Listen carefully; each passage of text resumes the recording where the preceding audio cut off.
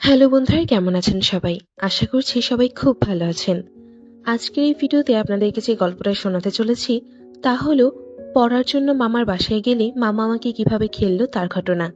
যাই হোক, আসল ঘটনায় আসা যাক। আমার মায়েরা 2 ভাই 5 বোন। বোনেরা সবাই বড়, আর ছোট মামা সবার ছোট। ছোট মামার বয়স 25 বছর হবে। খুবই ফ্রি মাইন্ড আমাদের সাথে। সবার ছোট হয় মা খালা খুব আদর করেন তাকে। এবার আমার কথা বলি। আমরা 2 ভাই আর 2 বোন। আমরা থাকি নেত্রকোনায়। এখানে আব্বু চাকরি করায় তাই। আমি এইচএসসি তে ভালো রেজাল্ট করায় সবাই বলল ঢাকায় কোচিং করতে। আব্বুকে তা বললাম। আব্বু প্রথমেই বললেন থাকবে কোথায়? আম্মু বললেন, কেন? আমাদের সজল আছে না? ও তো ঢাকায় থাকে। ওকে বললেই ও যে কোনো একটা ব্যবস্থা করে দেবে। বন্ধুরা, সজল আমার ছোট মামার নাম। আমার মামা ঢাকায় চাকরি করে, তো তার সাথে যোগাযোগ করা হলো। মামা বললেন আমাদের ঢাকায় চলে আসতে, তিনি থাকার ব্যবস্থা করে দেবেন। সুবিধা মতো সময়ে ঢাকায় চলে গেলাম আমি। মামা ছোট্ট একটা বাসায় থাকেন, 2 রুম আর একটা রান্নাঘর। মামা বললেন এত তাড়াতাড়ি কোথাও বাসা ম্যানেজ করতে পারিনি, আর তোর যদি আপত্তি না থাকে তবে তুই আমার সাথে থাকতে পারিস। আমি বললাম আমার আপত্তি থাকবে কেন? এই বলে আমি আমার রুমে চলে গেলাম। মামা টিভিতে প্রায় হিন্দি সিনেমা দেখেন, আমিও দেখি। আমার সাথে সিনেমা দেখার সময় প্রথম প্রথম খেলার দৃশ্যগুলো এলে একটু বিব্রত হতাম, তবে এখন আর হই না। তো মামা প্রতিদিন সকালে অফিসে চলে যান। আমি ভাত রেঁধে মামাকে টিফিন করে দেই। মামা অনেক খুশি হয়। এমনকি মামার সাথে সবকিছুই অগোছালো থাকতো। আমি আসার পর থেকেই সবকিছু গুছিয়ে রেখেছি। তো আমি প্রতিদিনের মতন সকালে রান্নাবাড়া সেরে মামার টিফিন গুছিয়ে দিয়ে আমি খাওয়া দাওয়া সেরে কোচিং এ চলে যাই। কোচিং থেকে ফিরে এসে গোসল করে খাওয়া দাওয়া সেরে ঘুমিয়ে যাই। তারপর ঘুম থেকে উঠে সন্ধ্যার সময় নাস্তা করে পড়তে বসি। সেই সময় মামা চলে আসতো। মামার সাথে মজা করে টিভি দেখে রাতের খাবার খেয়ে ঘুমিয়ে পড়ি। তো এভাবেই চলতে থাকে আমার সুন্দর জীবন। একদিন ছুটির দিনে আমি আর মামা দুজনেই ঘরে আছি, আর টিভিতে দেখছিলাম একটা মুভি। হঠাৎ কে যেন কলিং বেল টিপলো। খুলে দেখি এক মহিলা। বলল আমরা আপনাদের পাশে বাসায় নতুন এসেছি, তো আপনাদের সাথে পরিচিত হতে এলাম। আমি তাকে ভেতরে আসতে বললাম। টিভিতে তখন ছবি চলছে দেখে মহিলা মুচকি হাসলেন। মামা কি মনে করে এটা চেঞ্জ করে দিল। তিনি এসে আমাদের সাথে বেশ ভাব জমিয়ে ফেললেন। কথায় কথায় মহিলাটি আমার দিকে তাকিয়ে বললেন, আপনাদের ঘরটা খালি কেন? এখনো বাচ্চা কাচ্চা নেই? আমি তো লজ্জায় লাল হয়ে গেলাম। মামা বলতে চাচ্ছিলেন না আসলে, কিন্তু মহিলা থামিয়ে দিয়ে বললেন, ও আচ্ছা, বুঝতে পেরেছি। আপনারা শরীরচর্চার লাইফটা পুরোপুরি এনজয় করতে চাচ্ছেন, ঠিক না? আজকাল আসলে নতুন এক ফ্যাশন শুরু হয়েছে। সে যাকে, আমি এখন আসি, ঘরে অনেক কাজ আছে। আমাদের থেকে বিদায় নিয়ে চলে গেলেন ওই মহিলা। মামা আমার দিকে তাকিয়ে মুচকি হাসলেন। আমাদের পাশে পাশে এসেছেন ওই মহিলা আর তার ফ্যামিলি। একদিন আমি জানালা দিয়ে তাকিয়ে দেখি পাশে বাসার জানালা বন্ধ, তবে পর্দা ভালো করে টেনে দেওয়া হয়নি।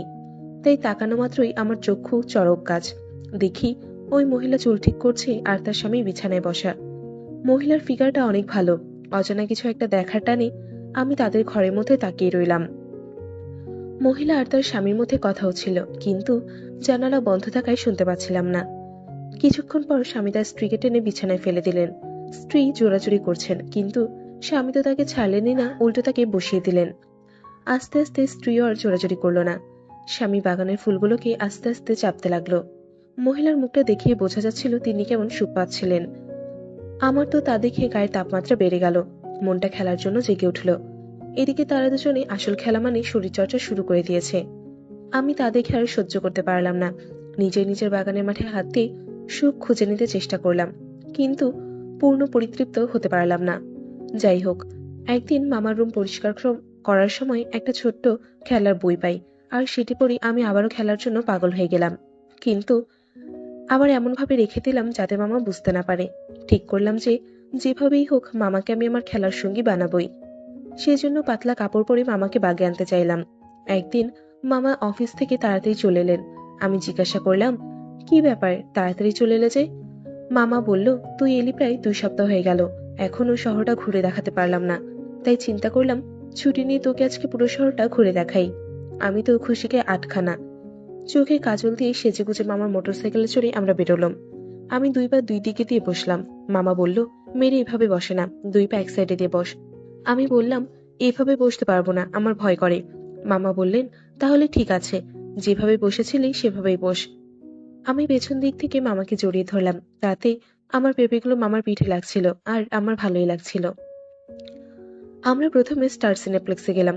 সেখান থেকে বেরিয়ে মামা একটা দোকান থেকে দুটি শার্ট কিনলেন। তারপর গেলাম ওয়াটার কিংডমে।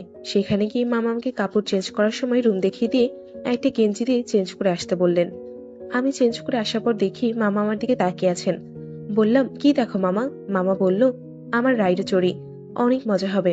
রাইডে চড়লাম, কিন্তু অনেক ভয় পেলাম, তাই মামাকে জড়িয়ে ধরলাম। আমার উন্নত বাগানের ফুলগুলোর স্পর্শে মামার শরীরের উত্তাপ বেড়ে গেল। আমাকে আরো জোরে জড়িয়ে ধরলেন। তো আমরা অনেক মজা করে বাসায় পৌঁছালাম।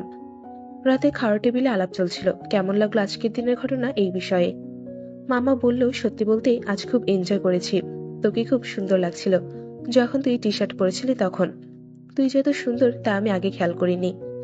আমি বললাম, বাড়িয়ে বলছো কেন? মামা বললেন, না বাড়িয়ে বলছি না, সত্যি তোর দিকে সারাক্ষণ তাকিয়ে থাকতে ইচ্ছে করে। যাও মামা, তুমিও না। এভাবেই আমরা রাতের খাবার খেয়ে উঠলাম।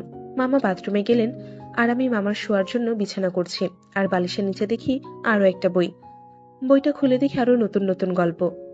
আমার আর কোনো দিকে হুঁশ নেই, শুধু গল্পগুলো পড়েছি। পেছন দিক থেকে মামা এসে বলল, কি করছিস?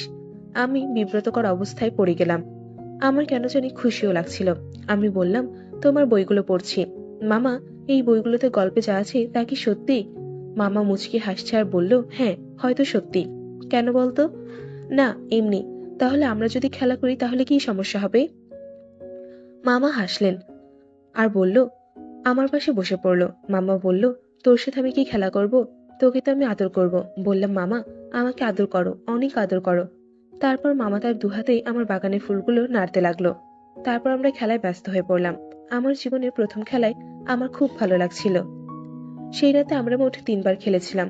পরের দিন সকালে উঠে আবার সেই একই কাজ। নাস্তা খেয়ে মামাকে টিফিন সাজিয়ে দিয়ে আমি কোচিংয়ে চলে গেলাম। আর প্রতিদিন তো রাতে খেলা হয়। আমি মোট মামার বাসায় 4 মাস ছিলাম। 4 মাসে আমরা নিয়মিত খেলা করেছি। প্রায় 3 মাস পর আমার ভার্সিটিতে অ্যাডমিশন হয়ে গেল। আর এদিকে মামা আর দুজনে খেলেই চলেছি। আমার ছোট সাইজের বাগানের ফুলগুলো মামা বড় সাইজের করতে খুব বেশি সময় নিলেন না। এখন আমি এখান থেকে আরো 4 বছর থাকবো। এইভাবেই চলতে থাকলো আমাদের দিনগুলো। তো বন্ধুরা, কেমন লাগলো আজকে গল্পটা? এইরকম মজার মজার গল্প পেতে আমার চ্যানেলটা সাবস্ক্রাইব করে আমার পাশেই থাকবেন। আর আমাদের চ্যানেলের ভিডিও সবার আগে পাওয়ার জন্য চ্যানেলটি সাবস্ক্রাইব করে নোটিফিকেশন অন করে রাখবেন। তাহলে সবার আগে আপনাদের কাছে ভিডিওটা চলে যাবে। ভিডিওটা ভালো লাগলে অবশ্যই লাইক করে আপনার বন্ধুদের সাথে শেয়ার করতে ভুলবেন না। আজকের ভিডিওটা ছিল এই পর্যন্তই। দেখা হচ্ছে আগামীকালের আরো একটা নতুন ভিডিওতে। ততক্ষণ ভালো থাকবেন, সুস্থ থাকবেন। Good bye.